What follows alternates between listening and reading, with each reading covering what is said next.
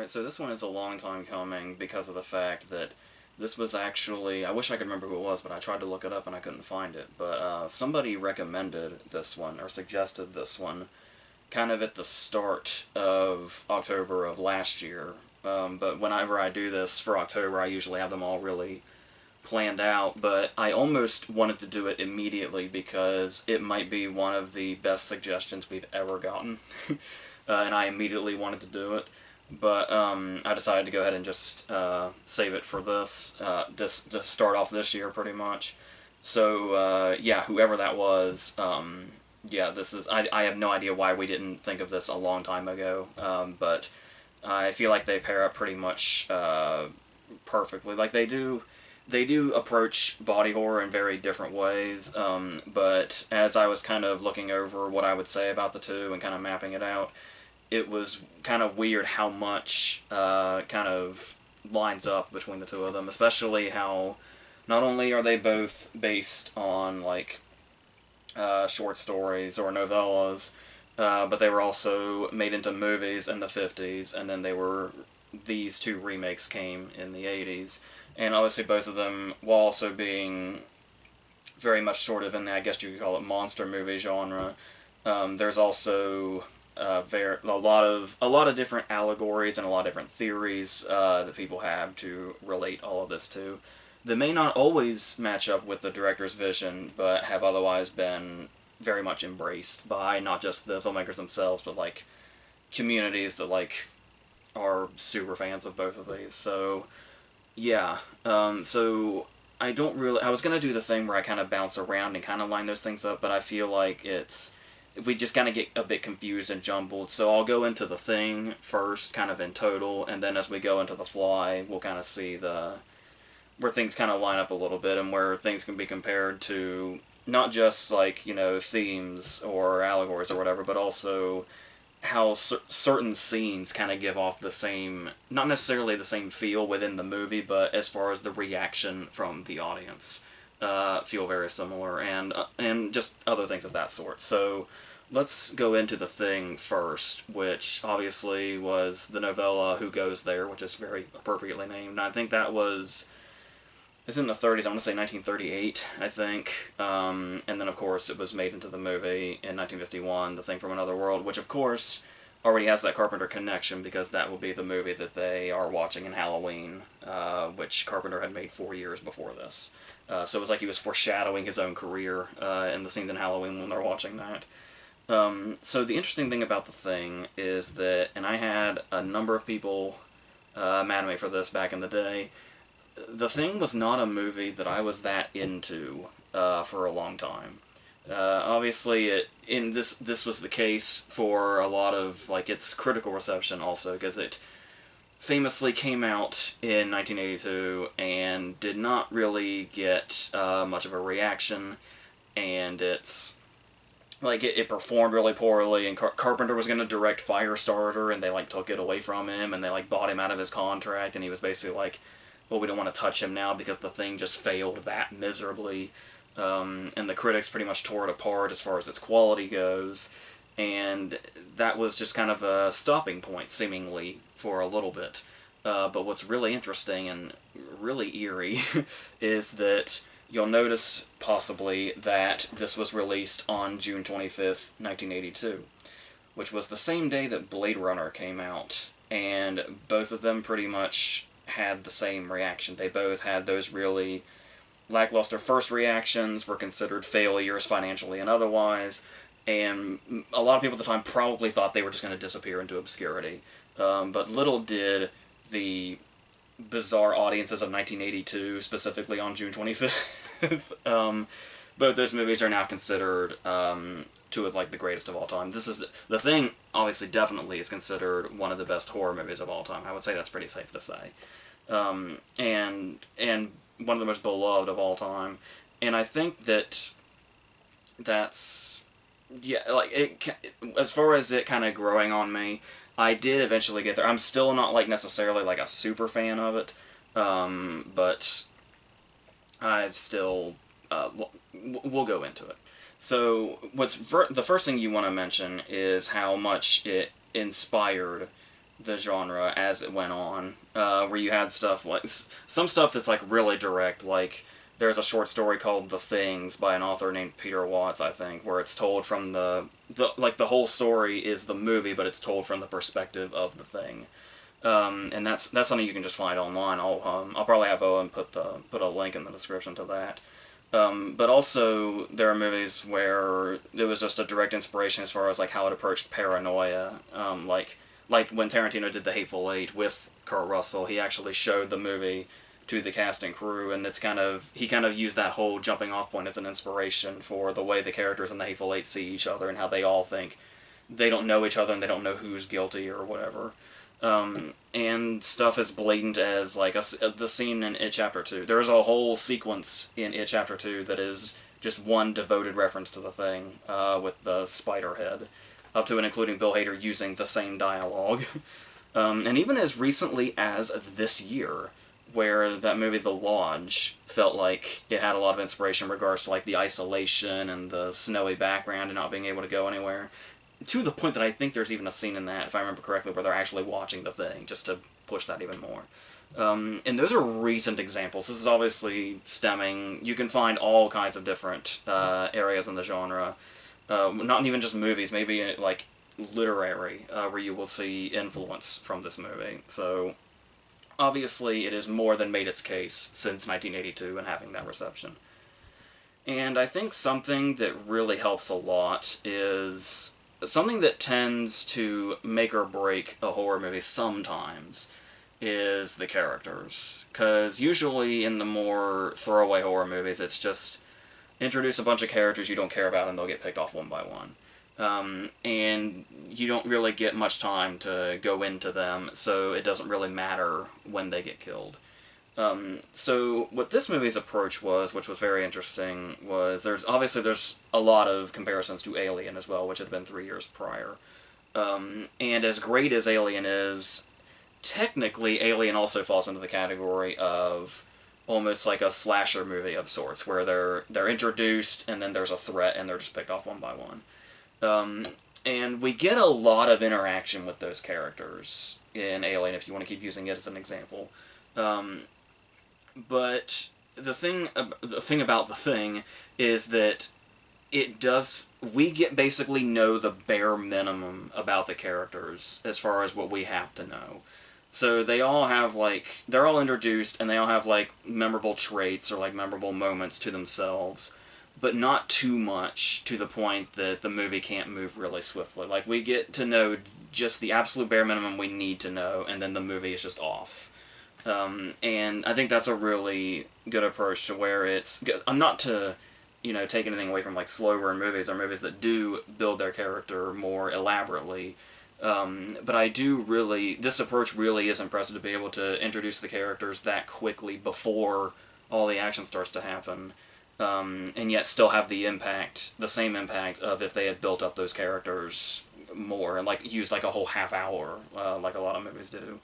But the movie pretty much starts really kind of instantly, because of the dog. But before we get to the dog, one character obviously we want to single out. That's kind of our main protagonist, I guess you could say, is McCready, the Kurt Russell character. And he's kind of has this vibe of like the sort of action hero type that Kurt Russell would go on to play many more times. But what I also love about introducing McCready the way they do, to use him as a specific example of how they introduce the rest of the characters, is by giving them that one moment or that one trait that's just enough for you to run with.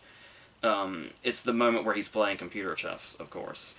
And what's interesting is they use a humorous moment, but it's actually like incredible, I don't know if you'd want to call it foreshadowing, but just to show the way that his character is, where the way his character deals with things, where he is losing this game of computer chess, so his response to that is to pour his drink into it and basically destroy it, which is a humorous moment in the moment, but what's really great about that is it's basically building up the whole thing of McCready's way of doing things is, if you can't beat it, fucking destroy it. Which obviously becomes the case very quickly when shit starts to get real and things start to get out of control. And there's still enough time for little bits with his character, like the fact that he keeps saying Swedish instead of Norwegian. Just even things like that somehow manage to stand out, and just sort of create the characters in those ways without having to do like a whole, like necessarily a lot of build up or anything. So yeah, talking about the sort of paranoia aspect and the fact that the dog plays such an important part of this as soon as it opens. The interesting thing is where we get a look at this whole setting, where honestly we're kind of stranded out in the middle of nowhere. We're in Antarctica, and it's basically, to use I guess Alien again. It's the way that they're stuck and have no contact with anything else. It feels weirdly comparable to say the like to compare Antarctica to space in Alien, where it just to show like how vastly alone and isolated they are, and how far away from help they are, and how they only have each other. But in this case, they can't really trust anybody, no matter how close they are. But we'll get to that also. But now, what's interesting about the dog's behavior is that it's such a, when you don't know what's going on, it's such a jarring opening. You would have no idea why a helicopter has to chase a dog and fire a rifle at it, and how this could possibly be anything productive or urgent. But it's two different kinds of experiences watching the dog when he's like just kind of roaming around, because there's the thing that dogs do where they just kind of pass through. They just pass through a room or whatever. And if you don't know what's going on with the dog, he is like totally unsuspecting. Like he's just passing from room to room doing that, going from place to place, and he just looks like a dog. And you would think nothing of that whatsoever. You'd be paying attention to all the other characters. But when you do know what's up with the dog, he suddenly becomes very, very present, and like every time we just see shots of him walking, you get the sense that it's just surveying every single thing, that like observing every single thing that it sees, not just every person, but everything. We even get like low camera angles sometimes to kind of really put us in that place, and it almost feels like some sort of somewhat point of view shot. But that's the great thing, is it could be, but we're never quite sure that that's even what it is, which is really great and just sets that tone so perfectly. And then of course, it's once we do start to focus more on the dog, the shit hits the fan very quickly. There is a similar moment we will talk about in The Fly, and there is a moment in The Thing where, even though all the crazy shit that happens in The Thing, all the gross effects, all the stuff that happens, all the transformations, there is just almost non-stop crazy-ass imagery and effects in this movie once everything goes off. But interestingly enough, the thing that has always stood out to me the most, the thing that chills me more than anything else, is when and I think the reason for this is because it's the starting point. Like, it is the jumping off point for the effects and the gore and whatever the hell else the movie is going to throw at you, to where it shows you, the first thing it shows you is going to be really jarringly chilling and disgusting and etched in your brain forever, and it almost is like, almost like it trains you to expect the unexpected in regards to like gross out and gore or whatever. So the first thing is, there's always a chance it's going to stand out more than anything else, even if it's not as bad as some of the stuff that follows. I will always remember the first time the dog the thing took over the dog, and when it breaks open and the skull just drops to the floor. And it's like, that is such a simple moment compared to everything else that happens, yet it's the one thing that sticks with me the most in regards to the effects, and how effective and chilling they are. And like I said, I imagine that a lot of that has to do with it being the first big one, before everything else takes off. And then what's great about this is, now that this sets everything off, and we see like the fusing together and all that. Um, we go back to the characters. This could have been an easy moment in the movie where from here on out it just stuck to the effects and the gore and all that other stuff. But they're still doing impressive things with how they treat the characters, because we have these moments in horror movies that you expect where when the characters have to deal with something, especially something so unexpected, um, like dumb decisions might be made, or you might be wondering why characters aren't doing something or are doing something or whatever. And these characters, through the whole movie, pretty much act immediately. Like, hardly any of them, like, freeze in place, like you often see. And a great example of this would be when McCready is doing his "if you can't beat it, just fucking destroy it" way about him, and he's like, well, we have to burn them. And there's that moment where, I think it's Gary, stops him and says, we can't do that. I've known Bennings for years. He's my friend.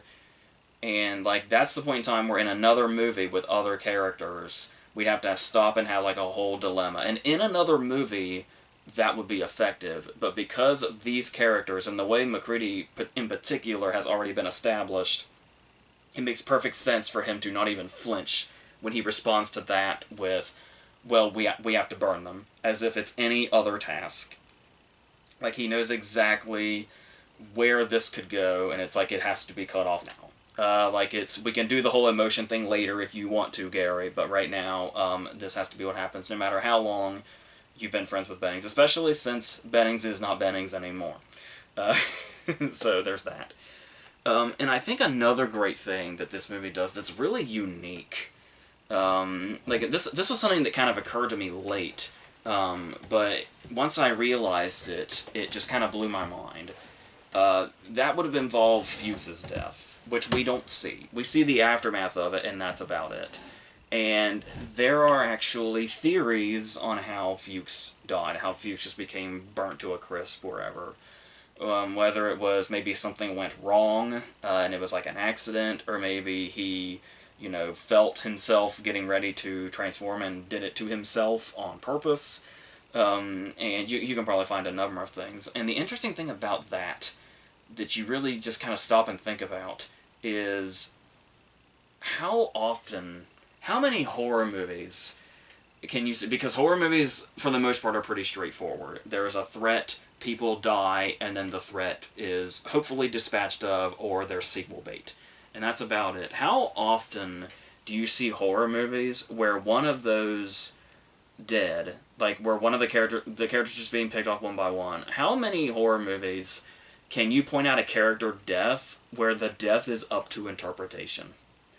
Because if there's one thing in horror movies that's always pretty straightforward, it's how the person died and who did it. But to have a death in this movie, a death in a horror movie in general, that's just up to interpretation how it happened, that's amazing. So I've always really admired that about it. But there's also deaths that really stand out. Like, we get so used to all the over-the-top scenes, and the way the thing is taking its victims out, and these great effects that go into that.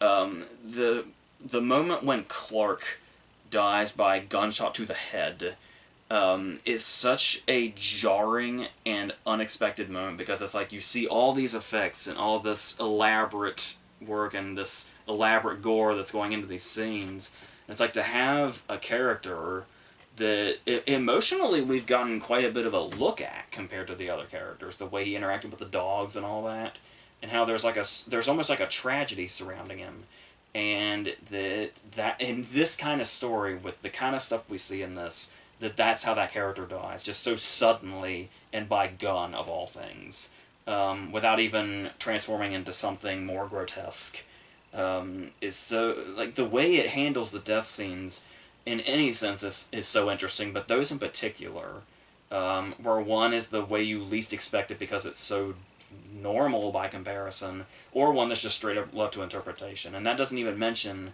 the ones that are killed by way of the thing. And it's, and the whole thing surrounding, it's not necessarily just who is going to die next. The question is how much of a threat is that person by way of the thing going to be? Like, what form is it going to be in, and how hard will it be to kill? So it's like taking every single aspect of the horror genre and taking it to another level, in a way that at the time I can't imagine we had seen much of, if at all, which is crazy. And then you talk about how the effects are so elaborate and there's so much gore and stuff like that. And we've talked about this a lot on this channel, but the whole idea of the line between when a horror movie is legitimately scary versus when it's just, going for the gore aspect. And you used to be able to do both those things, especially when gore was kind of a new thing to see on screen, going back to like the 50s and 60s. But when it's when they're usually there's a separation of, at some point in time it got popular to sacrifice scares for just the gore, and the gore kind of became the spectacle, and as the further that went on, the more they forgot to handle the scare aspect of it. So usually the really great stuff is able to mesh the two by using the gore but also creating really great and genuine scares, and oftentimes unexpected scares. I mean, is there any better representation of this point than the defibrillator scene? The meshing of the unexpected, the genuinely scary, the really creative, and the gore aspect. um, where it's that's one of those things where there are movies out there, especially horror movies, where there's always that moment where you can't wait to show it to somebody that's never seen it before, just to see how they're going to react to certain moments. Like whether it be like, the shower scene in Psycho, or the head popping up in Jaws, or the chest burster with John Hurt in Alien. There's a lot of those in the thing, but I think the main one is probably the defibrillator scene, because there's also another scare scene. And they're very close together here. Like, the movie gets really relentless after a while, where there's the blood test scene.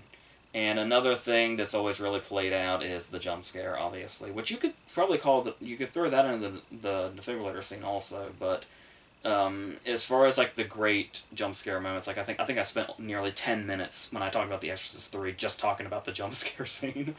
And that's great, where it's not just some cheap moment, where it's like actually earned and the payoff really makes sense.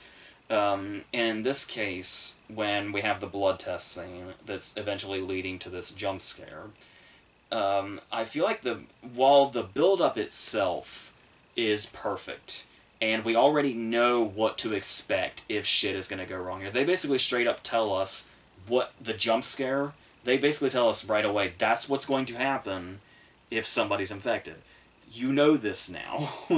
And they do the scene, so even though we're kind of expecting that might happen, they still have to find a way to throw us off. And I feel like the brilliant angle on this is McCready's line right before it happens, when they're really, really suspect of Gary at this point, and McCready says, okay, Gary, we'll do you last.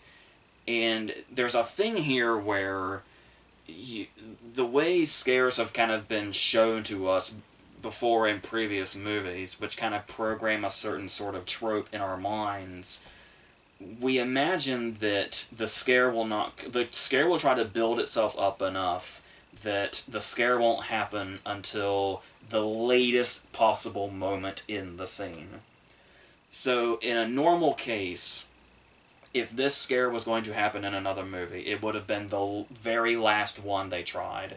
And as McCready is telling us right in the moment, that would be Gary. So then, like, there's like a split second that actually lands and works the way it's supposed to, where they calm the audience by thinking this scene is not over yet, they're not going to find the infected yet. Because Gary's going to go last, and Gary's the one that is most suspected right now. And in the split second that you hear McCready say that, and you get to register that, there it is. Like, there's barely that time to have that moment of relief where it's like, all right, well, it's clearly not going to be the next one because we're not to the end of it. And then there it is, just right in the moment, like right in the process of calming the audience down and saying, don't worry, it's not this one, it's totally that one. And that's right up there with how perfectly executed The Exorcist III's jump scare is. And like I said, the fact that you can talk about one moment like that, and it's not just, somebody in the sound department hitting, a drum set with a baseball bat just to get the audience to react, with nothing behind it. The fact that you can talk about these scenes for like a good few minutes to explain why the jump scare works so well, then clearly there's something working. So that's great. And talking about these two movies also, just in regards to the gore in general, is the whole sort of body horror thing and going with that, where it's like, because obviously the whole body horror thing like really kind of took off in a big way as far as effects were going in the 80s, because we had The Thing in 1982, but it was actually sandwiched between two Cronenberg movies that could fall into that, where it was Scanners in 81 and then Videodrome in 83 on both sides of it. And then you had The Fly just a few years down the road from that. And like it almost kind of brought on its own sort of like another movie that is absolutely traumatizing that I don't know how many people have seen, is a movie from I think 89 called Society. That like if you think these movies I feel like even Cronenberg must have had trouble watching Society in some in some scenes. But the 80s just kind of felt like this really big like boom of it in this way, where the effects were just there, like had progressed to this point at just the right moment, at just the right time to give us all these crazy-ass movies with all this crazy-ass imagery. But there's also been like Lovecraft comparisons, of course, with like the cosmic horror of it. And I wish I could remember who it was. But I was reading something that somebody wrote, and they were talking about like the sort of Lovecraft influence that they could see in The Thing. And they said something pretty brilliant, which was a brilliant observation, which was the fact that we talked about how MacReady is kind of the, get everything done, destroy everything if need be, kind of almost action hero of sorts, kind of being the main protagonist and the hero of the movie. And this person that wrote this thing observed that if this were a Lovecraft story exactly the way it was, that Blair would be the main protagonist. Because he's the one that kind of gets, like, figuratively, and I guess you could say in a sense literally, consumed by what's going on. And I just thought that was a really great observation. Kind of gives the movie, like, you can almost watch it with like a different kind of point of view. And so even though, like, Blair's like isolated for a good portion of it, your mind can still work with all these different stuff and all these different theories, or just way to look at it in general. So that pretty much takes us to the allegories, I assume, which there are. I mean, if you dig deep enough, any movie, just about any movie, probably has about 20 different allegories that people could come up with. Some of them are very fun to look into and extremely insightful and really make you view the movie in a different way. Others are also just flat out dumb and bullshit. Just depending on the person and how you feel about that sort of thing. But there are, especially in The Thing's case, we'll get into The Fly has many as well. But as far as The Thing goes, there is one that kind of stands out as kind of the most discussed and the most obvious, being the whole, Cold War era thing with like the Red Scares and McCarthyism and all that, and where it's like, the people that aren't with us, could be anybody, could be your neighbor and you don't know, and stuff like that. And kind of going after the stuff in that era. But there was also something that this has in common with The Fly, where people have brought up the AIDS possibility, where, because the whole AIDS epidemic, I think, started in 81, which would have been just the year before this. And I think the main selling point on that theory that people like to use is the fact that there's a whole scene devoted to them discovering who the infected is via blood test. So it almost seems blatant, even if it totally wasn't the intention at all. But when you can actually find that stuff to where it's just a theory, but it still adds up in a way that's not completely over the top ridiculous. Like if you just mention the blood test thing, you can just automatically say, "All right, I get that," where somebody can get that, even if it wasn't the intention. And it kind of gives you another, way to look at the movie. But I do think it's kind of the more as far as the thing goes, I think The Fly works a little better in regards to the whole allegory thing because the thing works so well strictly as a horror movie with the paranoia aspect working just as it is. Where it is simply, it's. I mean, yeah, obviously there's so many different things you can feel like you can relate to that in regards to not being able to potentially trust somebody that's literally somebody you've known possibly forever. They could just be a totally different person under a facade, and sometimes that person could be a monster of sorts. I feel like there's so many, it absolutely sets itself up for so many different explorations into that kind of thing. But it also just, the concept itself on a surface level also works extremely well. Like I said, whereas I think the allegories might be a little more effective in regards to The Fly, because I think it kind of feels like there's a few more options to kind of hit in a bit more of an emotional way that's kind of missing from the thing. But like we talked about before, seemingly intentionally missing from the thing, which obviously they're going to work in their own regard. But we'll get more into The Fly in great detail, obviously, because the last thing I think I want to mention about the thing before we move on to The Fly is, of course, the ambiguous ending.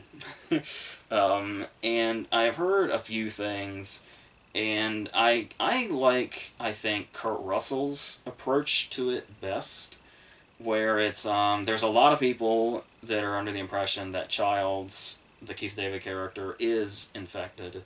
And it had something to do with, like, the way he's, like, shot and, like, the way, like, there's light in his eyes or something, where I guess it was something that the cinematographer was doing intentionally to kind of show the difference between the affected and the not infected. I think the seeing their breath had something to do with that.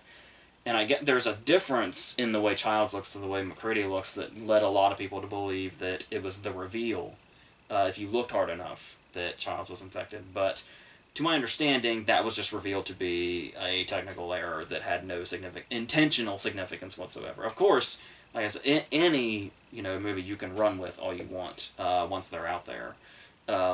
So there's that. But then there's the thing where it's, and I think this was more of Kurt Russell's approach, if I remember correctly.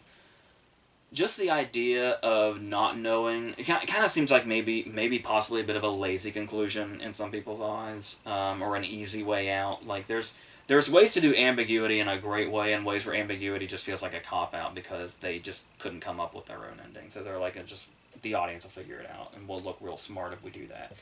But the reason I love keeping the thing's ending ambiguous is the idea that it's just the whole idea surrounding, so often in real life there are questions that we have that just go unanswered forever. Like how, and I think, like I said, this is something Kurt Russell touched on in an interview where he was basically talking about, like, it just sometimes there is a point where you just don't know something, or anything, and to kind of surrender it to that, and kind of make it one of those forever unanswered questions that we so often come across in life, kind of gives it so much of a gravity without having to really do anything with it. But the gravity is there, so it works and doesn't just come off like some lazy cop-out ending. But to contradict that, if I remember correctly, Carpenter once stated that he knows the answer, but he's never said, because there was an alternate ending. I can't remember if it was a shot one or not, but there was an alternate ending at one point, where McCready's like rescued and then he's tested and it turns out that he's not infected, just to kind of give it closure. But that seems like way too much. There is definitely such a thing as too much closure. So I think the ambiguous end, like, this is a case where I can't really imagine this movie without its ambiguous ending, which are always the best kind. So that's why I think that it's just one of life's forever unanswered questions, like, why is the sky blue? Why is grass green? Is McCready infected? Is Childs infected? We just don't know. And I really like it that way, and it's also great for horror in general. Like how much I love the ending of the original Black Christmas, where the most terrifying aspect of that whole movie is that it ends without us ever knowing who the killer is. It's like, how much scarier can you get with the using the unknown? So yes, I've always really appreciated that, and like I said, the movie is definitely, as you can tell, I definitely praise the movie much more than I used to the first couple of times I saw it. It didn't quite work for me. I guess maybe I wanted more character work or something, or maybe I thought like once it gets into maybe towards the end, it might seem a little like there's too many blank spaces of people just running around or something. I don't know, but it's not how I feel now after a number of viewings, and it's one of those cases where the more you watch it, just the more you can appreciate about it, and it's just a forever rewarding experience. But with that said, I would like to go into The Fly, which, like I said, much like The Thing, is based on a short story from, I think, 1957, I think with the same name. And then it was remade like the very next year, or no, the story was adapted the very next year into the 1958 movie with David Addison and Vincent Price, which is great in its own right. But then came this remake, and Cronenberg just absolutely took this story and turned it into a Cronenberg movie. But kind of the great thing about it is the way it starts, where we talk. This is kind of where the difference lies when we were talking about a lot of character development versus do we always need that much. And I think what's interesting about it is that we have so many different characters in the thing compared to the main characters in The Fly, that it's much easier to say, well, this guy has this type of personality and, does this or whatever. And then you can just and then the way they work together as a group, their character traits kind of come out more as the story goes on and are revealed as they're thrown into the different situations, and we get to see their different reactions and all that stuff. Whereas with The Fly, just having really two, and if you want to throw in Stathis Borns into this also, the John Getz character, technically three, but mainly the two here at the center being Jeff Goldblum and Gina Davis. And the interesting thing about that approach is that while we pretty much know exactly where we are in the thing, The Fly almost kind of takes us on this interesting side journey where when the movie starts, it looks like a romance movie. Like the whole opening scene looks like a romance movie. And not just like the beginning of a romance movie, but like the middle of a romance movie, where we have like the guy that's desperately trying to pick up the girl at the party, and there's just something so normal about the two characters and the way they interact. It's just that one happens to be a journalist and one happens to be a scientist, but that could be a romance movie setup. Where she's tasked with interviewing him, and he wants to take this interview a little further and make it possibly a date or something more. And that's just what it feels like. It does not feel at all like a horror movie is brewing in any sense. And this continues when they get back, and he's doing he shows her the pause, and he's like, this is the experiment I'm doing. And he asks her for something, and when she gives him her stocking, it's almost like part of a seduction. Like the romance aspect is still going. And it's almost like the fact that it's this sci-fi horror, body horror movie, almost sneaks up on you if you somehow go into this movie totally blind, which would be hilarious to see a reaction to if somebody were to do that. And we continue with them interacting for quite some time. Like when they go to lunch, and he's talking about how he's done these experiments before and what all happened. And it's another case of like how we had the sort of humorous moment where we introduced MacReady by having him, kill the computer chess, but it ended up being like a huge sort of telling trait of his character when things went down.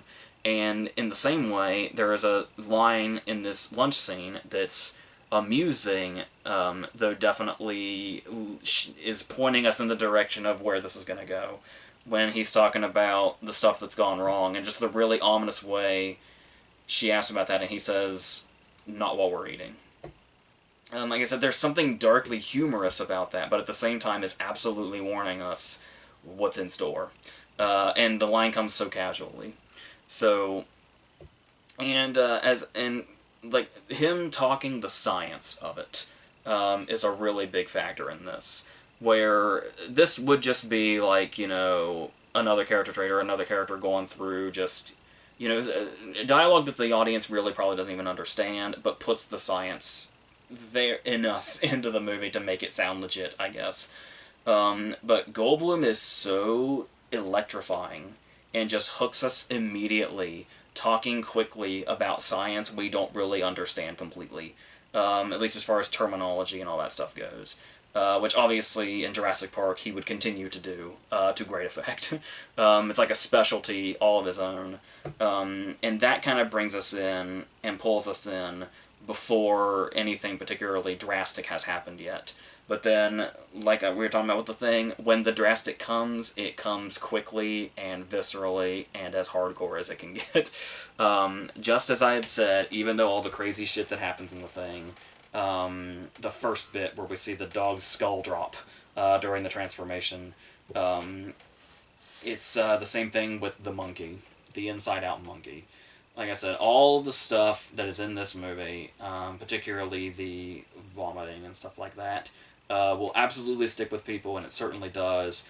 But when I walk away from The Fly or I talk about The Fly, the first thing that always comes to mind is I will never, ever, ever forget. Unfortunately, I will never, ever forget the first time I saw the Inside Out Monkey, and wishing that I had never, ever seen it. But that's just the perfection of the effects and how well they're executed. And like I said, this is the kind of case, especially in body horror, where it's not just gross for gross's sake. It's the grosser it gets, the more effective it is, as long as it's being done right. And you can count on. We won't go into examples of the shit. This is obviously, these two are going to be examples of that done right. Obviously, The Fly even went on to win the makeup Oscar. But we'll get more into that also when we talk about Goldblum later. But right now, what I really like about the way body horror is approached in The Fly is that, obviously with The Thing, it's whatever's happening to the characters is already happening, and it's, no turning back, and The Thing is them, they are The Thing, whichever direction you want to take that. With The Fly's instance, when you think of body horror, you don't immediately associate it with the damage they can do to other people. It's all about what is happening to them. But we do get a brief taste of that when he goes out sort of clubbing with the random girl to basically find somebody that will transfer with him because Gina Davis doesn't want to do it because she's sane. And of course, obviously, by this point, the lesions are coming out, and he's the really infamous line has been dropped, the be afraid, be very afraid, which apparently a lot of people don't even realize is from this movie, because it feels like it's something from like an ancient scary story or something. And if I'm not mistaken, I think it was the invisible producer on this, who would be Mel Brooks, was the one that actually came up with that. I think I read that right. So, but as this goes on, when he goes to the bars and he does like the arm wrestling scene, and how it starts off that way, and it's like, if you go into this movie not quite knowing what you're in for, you might think that's going to be the threat, is what damage can he do to other people. And then pretty much the rest of the movie being how much damage is going to be done to him by this, with no outside factors. It is all, like, once the fusion has happened, it's over for him. Like, he might as well already be dead when he steps out of the ball the first time. Because of the direction this is going. So, when you look at that, there's also more cases of the foreshadowing that I forgot to mention. Like, when at the beginning, when it's shown that he gets car sick, and when he's talking about how much power it feels like this gives him once he goes through, her response is like, oh, you're never going to get, sick again, like car sick or air sick or whatever. And it's like, it's so weirdly hilarious that's one of the first things she thinks of, because he won't have to travel in a car anymore, he won't have to travel by air anymore. that'll keep him from getting sick.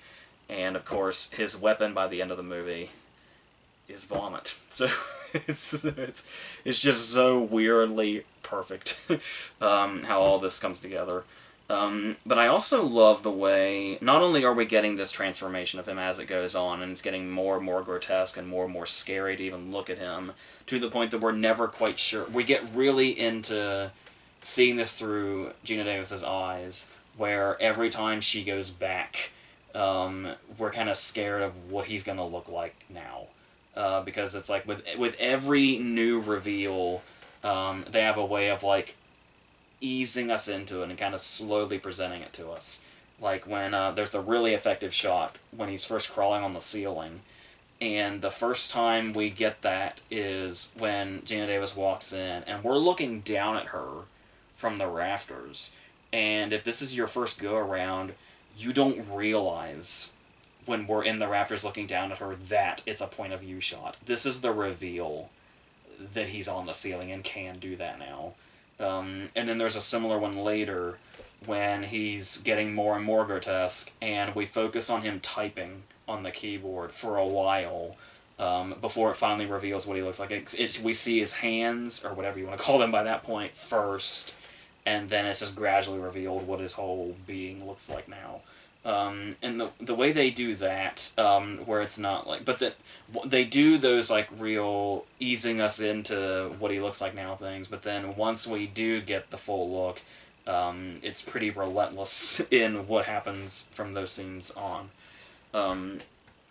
So another thing I wanted to talk about as far as the transformation and the fact that the makeup and his appearance gets more and more grotesque as he goes on, and the prosthetics and all that stuff, is that what's interesting about the Thing is that we don't really, if I remember correctly, see the Thing as a being. It's pretty... I mean, obviously we see the, forms that it takes once the bodies start having these grotesque transformations, but it doesn't really have, like, a form, or, like, it doesn't have a voice or anything like that. So it just is, and it's that character, if you want to call it that, lives through those as far as visually.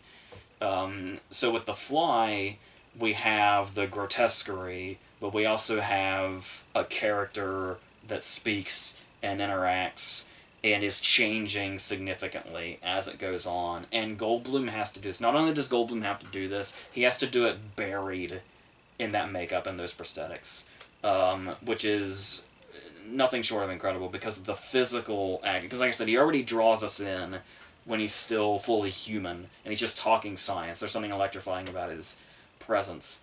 But once he is turning into the Fly and getting really, really deep into that progression, he gets more, like, inhuman and animalistic, and, like, the way that he moves, and just everything about this, nothing about this gives you the impression in the moment that this is an actor in makeup. And not only that, a very recognizable actor like Jeff Goldblum under makeup. You almost, if you get lost in it enough, it feels like this is some inhuman creature that has just a little bit of some sort of human resemblance inside. It's so incredibly deep in, but as you can see, the nature of the Fly taking over more and more, the more this is an actor acting just completely disappears. It's fucking freaky what Goldblum is able to do here performance-wise. Like I said, that physicality just completely... Like I said, physical acting and like doing the sort of acting and reading lines thing are like just two totally different things. And in the sense of like this, where like I said, not only is he doing this perfectly, but feeling like he's buried under makeup it's insane what he's able to accomplish on an acting front here. And not only is it that sort of, I guess you could say is the body horror angle, but there's also the whole storyline of Gina Davis eventually ends up pregnant. And doesn't quite know when this happened, like whether or not he was still human when this happened. So there could very well be a fly-like creature forming in her stomach now. So So there's that whole thing that's just it's really its own horror movie pretty much. Like you'd almost take it as like a Rosemary's Baby approach or something. But then we also have a scene that kind of became a popular horror trope, which is the horror birth. I guess you could say, like much more in this sort of graphic sense, not like necessarily the way Rosemary's Baby did it or anything, but this moment where, in more often than not, it's usually a nightmare sequence, as it is here as well, with the Cronenberg, his cameo as the Doctor himself. That like this is another one where it may not be as like identifiably influential as the Thing, but there's certainly stuff around here where you can see that it kind of became more kind of popular. Like they may have already pre-existed, but they got significantly more popular tropes when these movies came out. So there's that. And as we were talking about, allegories galore.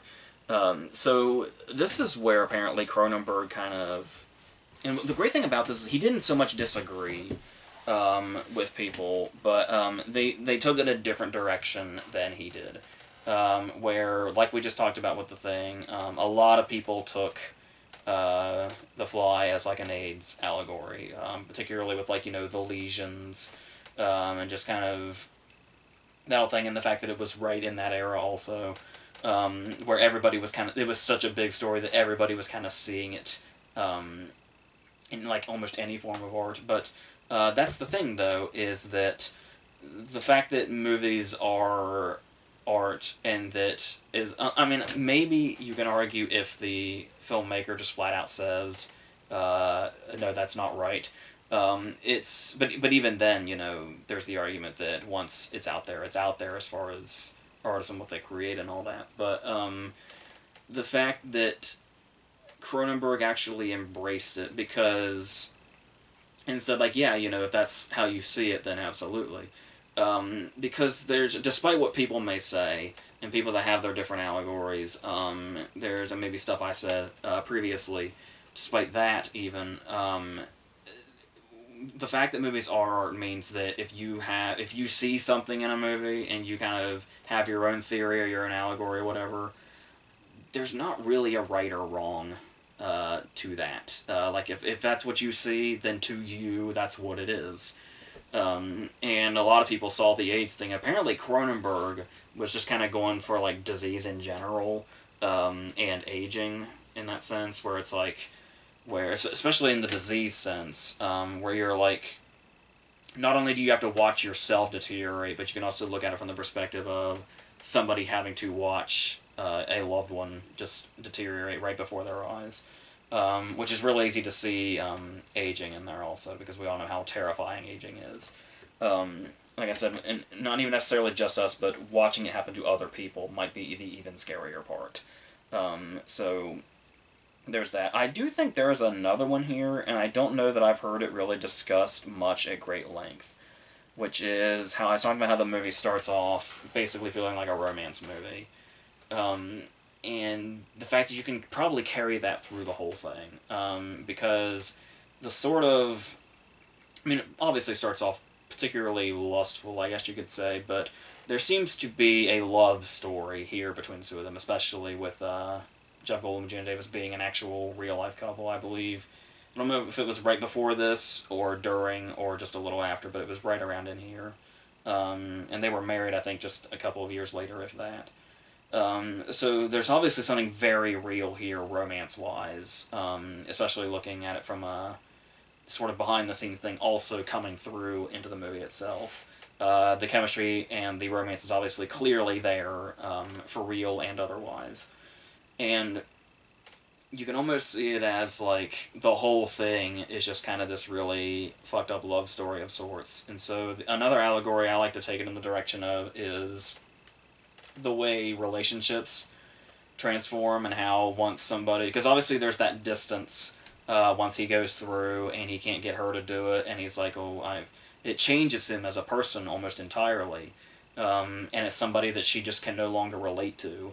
And it's like when you... As far as his transformation goes, it's like when you're in a relationship and the person kind of starts seeming like they're going down different paths, or they find different interests, or their attitudes change, or whatever it is. at some point you're gonna say, I don't even recognize that person anymore. I think it's safe to say that she feels the same way by the end of the movie, in a more literal sense. So I don't. I've always kind of like taking it that route. Also, I think just because I'm just a general sucker for romance stories, I guess. But maybe that's just me. So then eventually we get to the end when it gets closer to a horror movie. Like when I always forget about the scene where he busts through the window and it scares the shit out of me every single time. And I've seen The Fly more times than I've seen The Thing, and it's and it still happens, which is great. So there's that, but then there's also as I was talking about how the gore factor is obviously going to get really high, and the effects are just going to go as far as they can go at this point. And like I said, even though all the fucked up shit we see, the Inside Out monkey is going to be what always sticks with me the most, and the one time where I say like I remember the first time. Um, there are more of those. Him pulling off Stavros Borzen's foot. I think it's the angle that he pulls it off. like I mean, there's the whole vomiting thing too, which is something that I can't look at in just a regular sense, let alone the shit that's going on here. So it's just this. It just really just goes all in the way that movies like this should. In its last moments, just completely and totally goes for it, and it's one of those cases where it's even hard to watch, despite the fact that Stavros Borns is one of the most punchable movie characters of the entire '80s, and that is saying something. Even if technically he plays a big part in saving the day and saving her life, he's still such a hateable character. But you know, it is what it is. I'd say he got plenty of comeuppance for just kind of being a weird douchebag. I think your hand melting off and you losing your foot in such a grotesque way that is just unthinkable if you haven't seen the movie. That's yeah. So in talking about it from a more emotional standpoint, like if you see it as like an almost borderline romance movie underlying all this gore and craziness and body horror and all that. What's interesting about this movie is how much it's about going from human to inhuman and that whole transformation, and physically and otherwise. And then the very, very final moments of the movie are just about the most human thing that you could see. The idea of putting something that's suffering out of its misery is like, yeah, how much more humane can you get? And the fact that that's the way the story goes out, where it's so unexpectedly heartbreaking for a movie like this. I think that's what has always made The Fly really stand out to me, was how not just character based it is, but how like emotion based it is for the kind of movie that it is, and some of the directions it goes, some of the crazy shit that happens in it. Um, the fact that the ending and the story itself, when you take it all in, is devastatingly sad. Yeah, it has so much real emotion in it, despite having all these fantastical elements to it. And the fact that it had the balls to just end where it does with no epilogue is... I mean, yeah, there was the sequel with Eric Stoltz, which I don't know that I, like, hated it as much as the rest of the world did, but then again, I haven't seen it in probably over 10 years, so I'm not really in any place to judge it at this particular time, but it does exist. But as far as taking it just at its own value by itself, taking nothing else into account, a really, really incredible ending and ballsy ending to a story like this. So I know The Thing is one of the most beloved horror movies of all time. It has a very, very passionate fan base, and that's putting it mildly. And I totally and completely get where that's coming from. The movie is fucking brilliant in so many different ways, most of which I hope we just talked about. But as I was saying, there's something about The Fly that has always kind of pulled me in a bit more. And like I said, maybe it's, you know, the emotion base. Maybe that's just me as a person. I don't know. But The Fly is the movie I'm more prone to go back to. So my personal preference is The Fly. But like I said, I totally get why The Thing has its status now. And well, and I say this as somebody that was once on that train of the audiences in 1982 that were like, it's not that big a deal. Well, it's very easy to see why, because I have that opinion of Blade Runner that's still kind of controversial, where I don't care for the first Blade Runner still, no matter how many times I watch it, and I've watched all the different cuts of it, and it's like, the director's cut kind of did something for me, but overall, I just can't get into Blade. I guess Blade Runner just isn't for me. But The Thing was a different thing. When I watched The Thing a few more times and started to really take in what was going on and all the different brilliant ways they approach the stuff that they do and the way it kind of took those familiar horror elements and, like I said, took them to different levels is really brilliant. But like I said, I'm just really drawn to The Fly, I guess you could say. So that's where I stand with that. So we're going to continue this October thing pretty much through the whole month, practically daily, unless something goes terribly wrong. So I think the next thing is going to be me and my brother's next video, which if you saw our Kill Bill video, you know exactly what that's going to be. And of course it's going to continue with the horror theme, so... And then there'll be more of these. There'll be like regular reviews, all that kind of different stuff. The King novella series, all that stuff. So until all that stuff, I think that's it for